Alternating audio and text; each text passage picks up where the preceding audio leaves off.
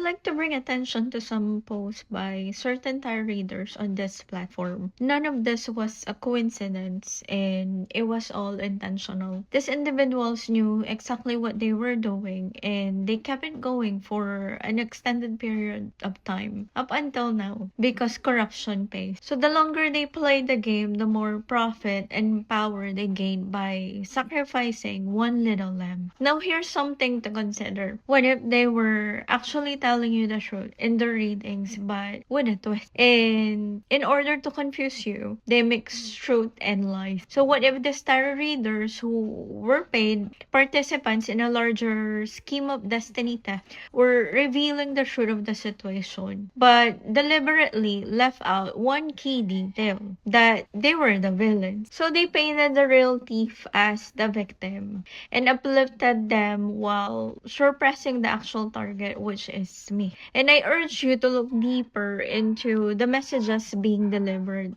Some of these readers spoke of things like intentionally isolating someone through lies to block their path or steal their possession, calling it energy harvesting. And they were right, because that was exactly what was being done to me, and that it was them energy harvesting. A coordinated effort to isolate me, scapegoating me for a crime and feed up my energy, while they gain clout, praise, and money, all at the cost of an innocent person's life. Check the next screenshot for proof. There was another tarot reader posted that she was really bragging about what she's getting from all her views, and she was saying it was because of what she calls a home. So another post from the same tarot reader, a karmic energy trying to block blessings and disguising it as justice is about to face an unexpected tower moment.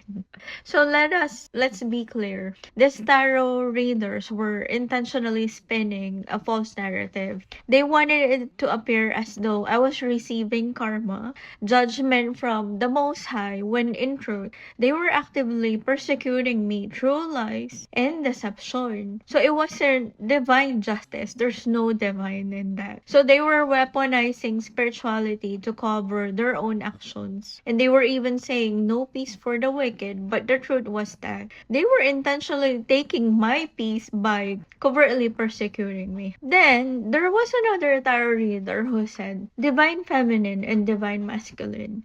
Be careful, because someone is intentionally trying to transfer their karma onto you. Well, that message hit deep because it aligned with exactly what I have been experiencing, being scapegoated for things I didn't do. And the reader referred to a divine feminine, and while I still question that label and what it truly means, I cannot ignore the pattern that someone else has been trying to step into a role that was never theirs and casting themselves as divine while branding me as the karmic.